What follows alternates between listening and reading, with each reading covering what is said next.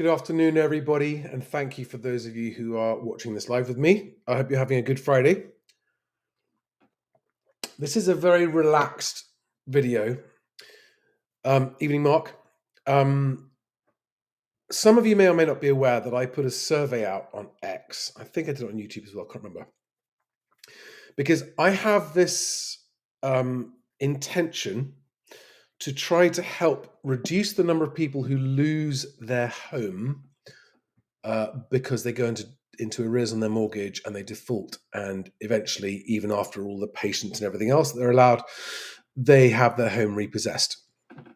And I'm going to start, just to give everyone the context of this, by showing you and reading you the wording of the survey and showing you the results of the survey when I asked people what they thought about me doing this. So here is the post I made.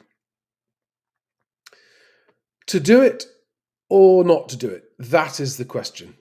Is there anything wrong, unethical, immoral, or irresponsible to share information, tips, and stories for people who are careening towards the financial abyss, which will help them mitigate the consequences and hopefully keep their home that they would otherwise definitely lose?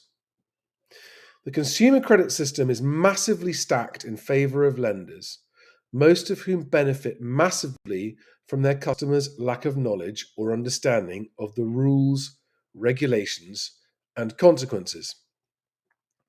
In 2022, there were 21,332 home repossessions.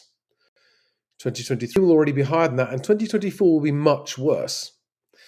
Many of these could have been avoided if the homeowners knew how to, quotes, play the game and make sure that they aren't intimidated into a horrific situation of paying off the most aggressive creditors first. There are legal, unofficial steps that people can take to buy time. Buying time might make the difference between keeping and losing a home. I want to share what I know with people with the express sole purpose of helping more people hold on to their homes and avoid homelessness and destitution, all without breaking the law. But it will piss a lot of people, especially lenders, off. Should I do it? If not, why not? So there are the results of the survey. 66% said 100% if it saves homes. 18% said do it cautiously. So that's 84% saying do it or do it cautiously. 6% said don't, it's too risky. And I'd like to ask anyone watching this video to elaborate on what they mean by risky. And nearly 10% said, you're not qualified, Charlie. And I'd like to just discuss that as well. And to go through some of the reactions that there have been to this as well. So let me just... Yeah, I'm out of the car. Hi, Gary. Hi, Leo. So there's already a lot to unpack just with the survey results there. But let's now just run through the reactions from people to that survey on X who have actually made comments about this, because there are a variety of comments that I think are quite interesting I want to react to. So the first person was EJ Grant1 on X. He said, will you buy a mortgage from said lenders? If so, I'm on the side of your kids getting a home to live in, not strangers who didn't read the fine print on huge loans. And he goes on to say that he thinks I'm also starting to stray outside my field of expertise and could affect my core message delivery. Well, you don't have any idea what my expertise in this field is, but I hear the point. The next useful feedback was all for it, but don't open to liability, mate, says Dr. Andre Neilprober. Silas J. Lee says, I have a lot of experience in this area, Charlie. Happy to compare notes, as I agree there's going to be blood on the streets. and would like to see as many people as possible keep their homes. You and me both, Silas. However corrupt people think the banks are, their views would be woefully inadequate.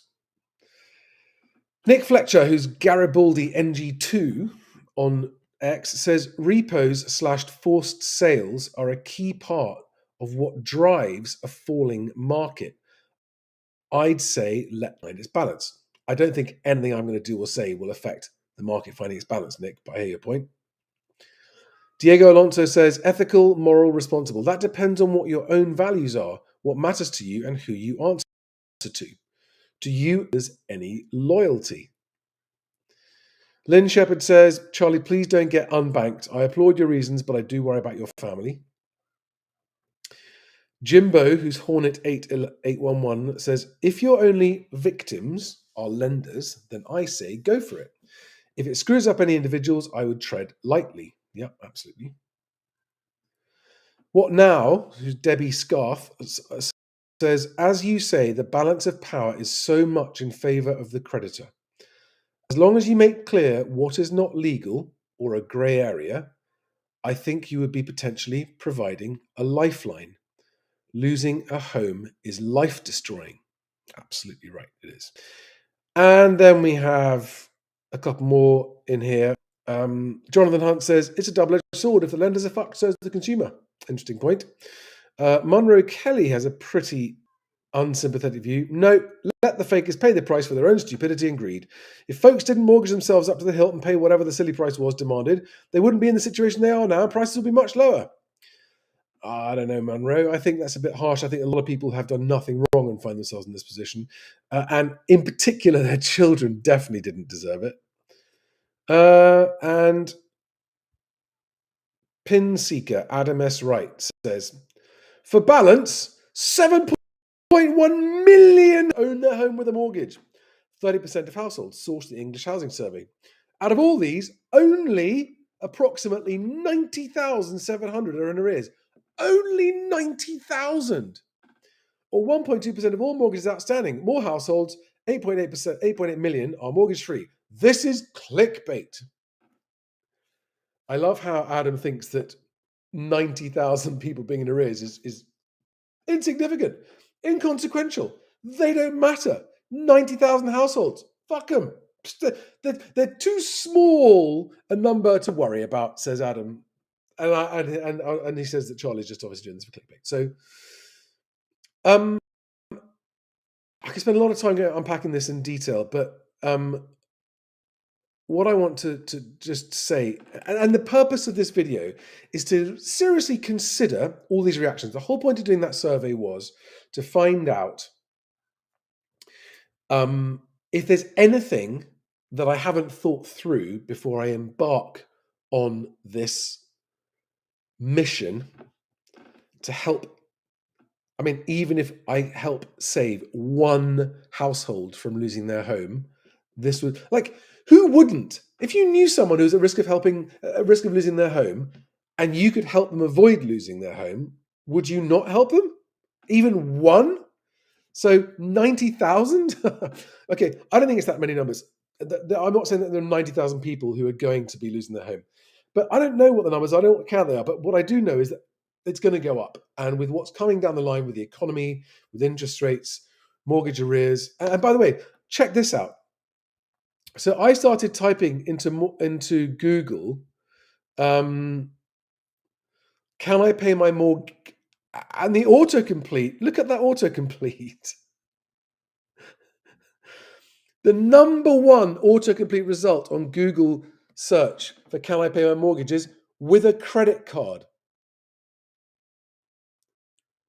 That suggests that people who are searching for can I pay my mortgage are searching for with a credit card, and more people are searching that than anything else. And then go down that list. Can I pay my mortgage weekly? Can I pay it off early? Can I pay it off in full? Can I pay it with Amex? Can I pay my mortgage with American Express? Can I pay my mortgage off with a credit card? So that was suggesting me a lot of people are actually worried. And then let's just have a look now at the actual numbers. So this is on the FCA website, sorry, UK Finance. right? Arrears and repossessions, latest data, published on the 10th of August. 81,900 homeowner mortgages in arrears of 2.5% or more for the outstanding balance in the second quarter of Q23. 81,000 people in arrears. That's 81,000 people at risk of losing their home. Within the total, there were 30,000 homeowner mortgages in the lightest arrears band, and that's gone up since the previous quarter. 9,000 buy-to-let mortgages. And by the way, the buy-to-let mortgages count as well because if a landlord goes into arrears and defaults, the bank will repossess and the tenant will lose the home. Now, let's just get down to the actual number of repossessed homes. 610 homeowner mortgaged properties were taken into possession in the second quarter of 2023, 19% fewer than in quarter two. Well, that doesn't sound like very many, does it? 600 people. But if it's dropping by 20% in a quarter, that's great news, and I'm very, very happy about that. I don't think it will continue to drop. I think that might be what we might be seeing there is the effects of the forbearance that the government is encouraging lenders to show. But anyway, let's just talk about 600 people in a quarter. So over a year, that's 2,500 people nearly being repossessed as at Q2 this year. 2,500 people losing their homes. Okay. Now, I don't think that's an insignificant number. I really don't. If I could help 2 people save their homes, I'd be over the moon. If I helped 25, I'd be over the moon. If I helped 250, I'd be, oh my God. And if I could help 2,500 people, then I think that would be a very, very worthwhile thing to do.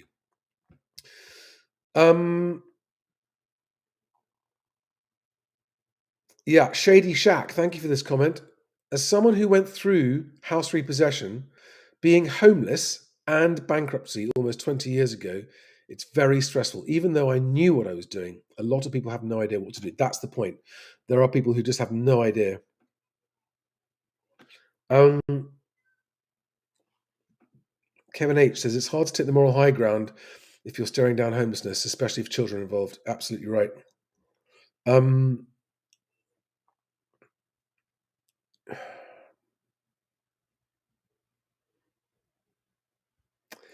AW07 says the reality is a lot of people, if they could help one person, they wouldn't, and instead see what benefit they could gain from it themselves. Well, judging by some of the other responses I've had on Twitter as well, I mean, that is the case. There's some people who just don't care. But yeah, Zappa Happy says nearly 90,000 behind. That's shocking and awful. Yeah. So what I wanted to do is just elaborate a little bit more for those of you who care about this. Let me just put my initial comment back up on the screen. Sorry, this is live, so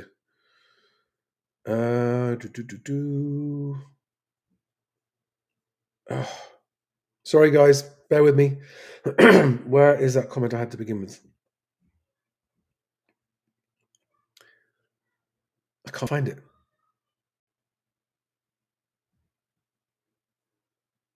Never mind. I'm just going to hide the thing so I can focus and concentrate. Right. Sorry, guys. Sorry about that.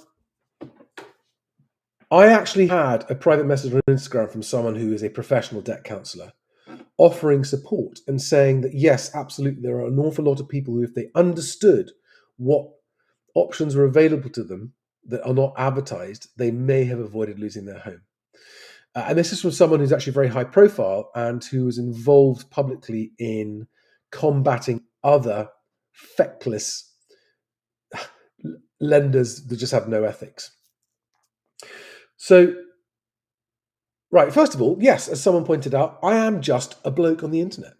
Okay, I'm a bloke on the internet. Now, I have certain life experiences that I'm not here to share, but I have learned certain things in my life, And I have been through some very extreme debt scenarios earlier in my life as well that I got some experience from.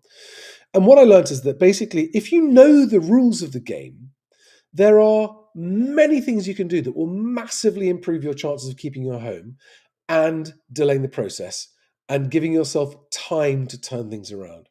That's number one. Number two, there are all kinds of debts that, although you are expected to pay them, and although you signed a contract saying that you would pay them, and although the lender could take you to court and give you CCJ and get a court order saying that you have to pay them, you still don't have to pay them. And that is certain types of debt. It's certain types of creditors, not all, and you've got to know your stuff. But that first fact blows some people's minds.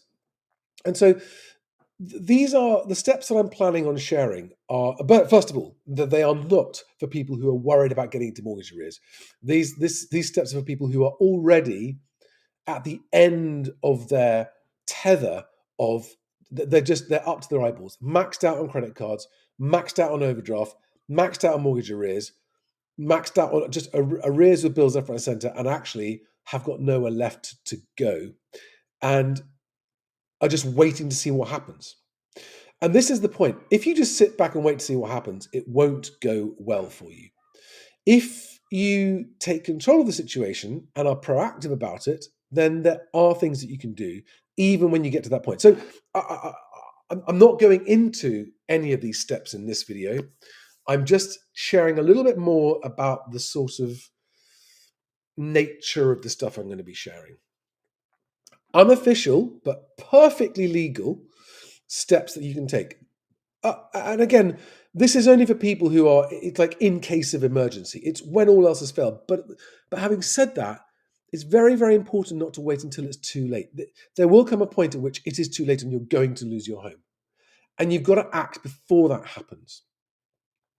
So I'm planning to go through the things that officials, official financial advisors, mortgage advisors, those kind of people would never, ever, ever sanction what I'm going to say. These are presumably the people who voted on that survey saying, you're not qualified, Charlie. No, I'm not qualified. I don't pretend to be qualified. But in many areas of my life, the most valuable insight, intel, knowledge, and wisdom I have gained has been from people with experience, not people with qualifications. I can elaborate on that if anyone wants me to, but I'm not going to right now. So, okay, what were the concerns raised? The concerns raised were that I might somehow become personally affected by offering this. Well, I'm pretty sure that would be illegal. Unless I've actually broken a law, I don't think lenders who are dealing with large numbers of people pick and choose people based on their social media content, number one. Number two, I am not advocating breaking any laws. Okay? Not advocating breaking any laws at all. And for people who are in arrears, you're already in breach of contract, so you haven't got to worry about your contract. If you have actually gone over the allowed arrears, sometimes they'll give you 1 or 2 months grace. But once you go beyond that, they send you a letter saying you are now officially in breach of this credit agreement, right? Those are the people I'm talking about. Once you get to that stage, you've gone beyond it. They've told you you've broken your credit agreement. And I'm talking more about unsecured debts than I am about your mortgage. There are so many things that people can do to fight to keep their home. It's not one thing, it's a number of things, and it's almost like a three-pronged strategy. So am I going to be personally putting myself at risk by doing this? I don't think so. Will I be unpopular with some people? Yeah, sure, but that doesn't bother me. In my opinion, money lenders don't care who you are or what you say. They just care whether or not you can pay, and do you meet their affordability criteria. So I don't see it as a realistic concern that I might somehow affect my own future chances of borrowing money by doing this, especially as what I'm suggesting is more likely to help people avoid defaulting on their mortgage. So mortgage lenders should actually love this. As to the point of, Charlie, don't intervene, let the market do what it's do, let those people lose their homes. I I struggle with that approach. I mean, that sounds like the sort of it's their fault, caveat emptor. I I don't think. I mean, to me, that approach is saying there's someone you can help, don't help them. And I don't know how it's okay to feel good about yourself if you consciously choose to withhold help to someone that you know you could help. Um, Maybe you're thinking it's the tough love approach, but again, when there are children involved, helping people keep their home when they've got kids, I don't think kids should be innocent victims of that attitude, which is, maybe we could save them from losing their home, but it's their own fault. It's their lookout. It's their problem. There isn't a single fiber in my body that actually could do that. I just think that is something that ultimately leads to people not liking themselves very much after a while. You get older, you look back, and you realize actually that wasn't a very nice attitude, was it? Because I'm not suggesting people should go out of their way to help if they aren't in a position to help. But if you're in a position to help, especially if you're in a position to help without going out of your way, then you should. So that's that for you. But also people saying help but be careful. That I 100% agree. I've got to be very, very careful that I do not say anything or do anything that inadvertently leads to someone misunderstanding what I've said and doing something that worsens their situation. That to me is the number one risk of what I'm proposing to do. The unintended consequence of somebody misinterpreting or misunderstanding what I've said and doing something that leads to their situation being worsened. That is a risk I am aware of, and I will be as ultra careful as I can to make sure that I don't do that and that doesn't happen. Because that's the only one. That's the only risk I really worry about. Actually, is just inadvertently saying something that gets misinterpreted that leads to someone else being even worse off. Which is why this won't be couched as advice. It will be couched as what I would do in that scenario. And I'm not going to suggest anyone does it. I'm simply intending to make people aware of the fact that these steps are open to them. But ultimately, everyone's going to choose for themselves.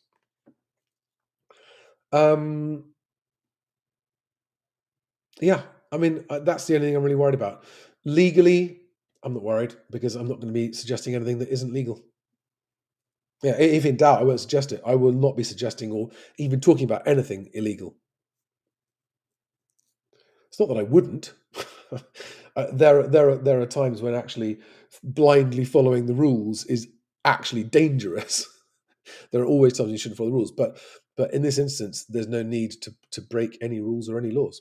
So yeah, that was just my sort of precursor, my preamble, because I'm keen to know what people think. I'm keen to see your comments. I'm keen to see your thoughts. In particular, if you've got any thoughts beyond what I've said today on this video that I may not have thought of, that's what I'm really looking forward to. Like, what haven't I thought of? What consideration do I need to take into account before I start talking about what I want to talk about? Anyway, guys, anyone got any? Let's just have a quick look at your comments now.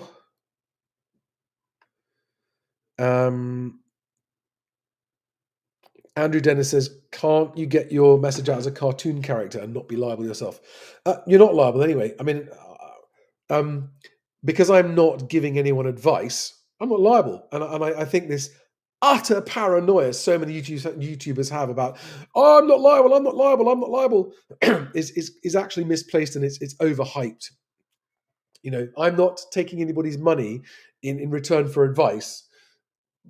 I'm just a bloke on the internet with an opinion, so I'm not worried about liability. I'm not sure anyone ever got sued for an opinion because you can't be sued for an opinion, even if someone else, then misjudged it. Cookie Monster says people think the central bank and government want them to win. Forget the haters, Charlie. You know your stuff. Thank you, Cookie Monster. Appreciate that.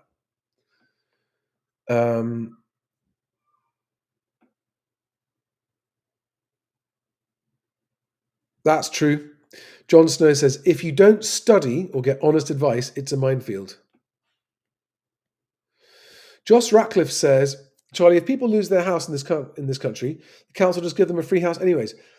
That's not true. Not everybody. It is simply not true. And in fact, there's a 3-year waiting list with most councils for council housing. And the council doesn't have access to enough houses for this.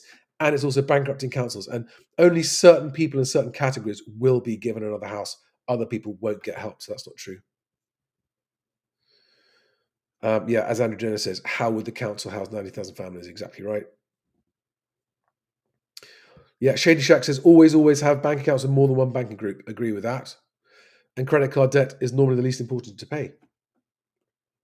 Once you're in that scenario where your credit rating's already gone to toast. Zappa Happy says you might not be qualified, Charlie, but a lot of qualified people are biased or inexperienced. You're old enough and experienced enough to suggest I'm biased info for people can use as another resource. Thank you, Zappa Happy. That is exactly what I've been trying to say. Savkin says 20-minute disclaimer. Fair enough. They do have a legal obligation to house families with kids. That is true, Joss.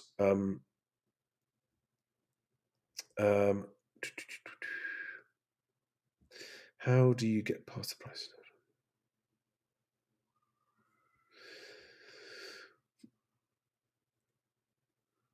Yeah, Carsten. Hello, that's a new name. The property market is a volatile, trillions of pounds market, and no individual can sway that one way or the other. Exactly right. Although people think that I'm somehow single-handedly talking the market down, it's perfectly sound to give some advice on how to minimize impact. Thank you very much. Ricky Heath says, I wish someone had given me some advice in 1991. Lost my house and lots of money. Yeah, Ricky, it's not nice, is it, when it happens?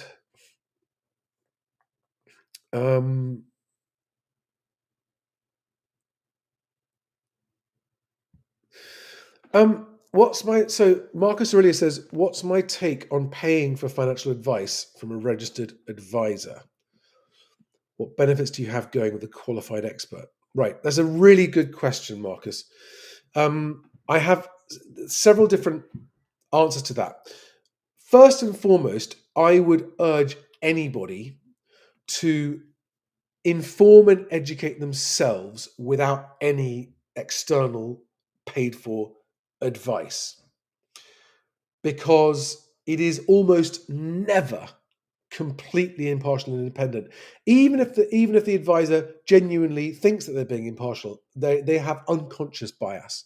So even with the best one in the world, there is unconscious bias from some financial advisors.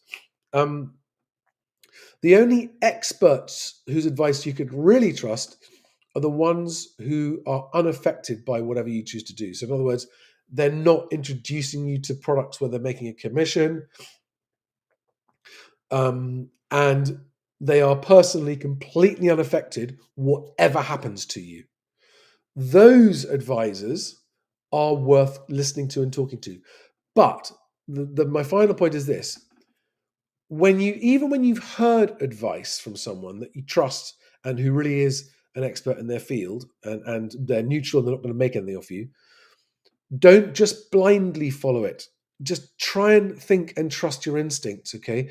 Because only you know the true extent of your circumstances and what's best for you. So that's what my first thing is. Try always, as much as you can, to do as much research as you can, as widely as you can. And yes, it takes time, but if keeping your home isn't worth investing time into, then I don't know what is, right? So invest time in it. If you do go, basically, financial advisors are people who make a living on advising you to buy products on which they make a commission. Okay? Generally. The only other alternative is a financial advisor who takes a fee off you for their advice, and they get that fee and they keep it whatever they advise you. So in other words, their income from you is unrelated to the advice that they give you. There's that. Otherwise, I would also be looking, a financial expert wouldn't need to make a living giving out financial advice, would they? That's an uncomfortable truth, isn't it? If you were a financial expert, you wouldn't be working. That's the truth. I've always thought that to myself, taking someone's investment advice from someone who hasn't yet already achieved total financial freedom and independence is always a questionable thing to do. I don't know if I've answered your question, Marcus, but there you are.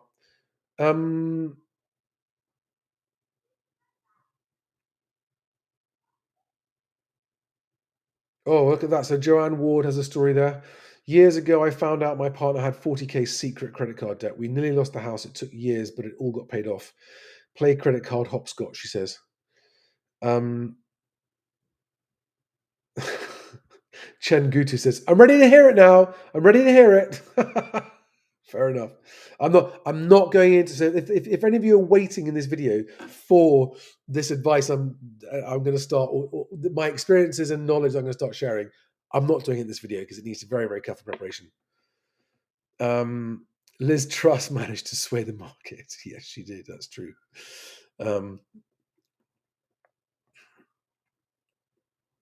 Mudit Argawal asks, "Is it a good time to get on the property ladder?" All things considered, no, not a brilliant time, but it's a good time to get a home if you can afford one. If you just want a home to live in.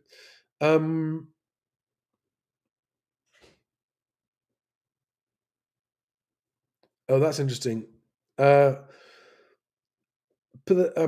Andy says the perception that lenders are cruel is simply wrong. Well, I would partially agree and partially disagree with that. There are some lenders who are absolutely monstrously cruel to people, and there are others who aren't. So I am not anti-lender. I am not generally anti-lender at all. In fact, I help people introduce into my mortgage brokers and then get mortgages. But there are good lenders and there are bad lenders. That's the point. That's the point. Just checking for any more questions. Right, guys, thank you for watching. I really appreciate it. I would really appreciate your thoughts, feelings, opinions, experiences, stories about people who who did lose their homes and then realized they might not have done, or people who wish they could have acted sooner before losing their home, or anything about this topic. I'm great. I'm crowdsourcing my research into this particular topic, which is sharing experience and knowledge and information informally and impartially to whoever wants to hear it, in the hope that some people might discover some ideas that will help them keep their home and not end up homeless. Thank you, guys. Thank you very much indeed. Paul, thanks for joining. Sorry you're late. And I'll see you guys in the next one. Have a great weekend. Bye-bye.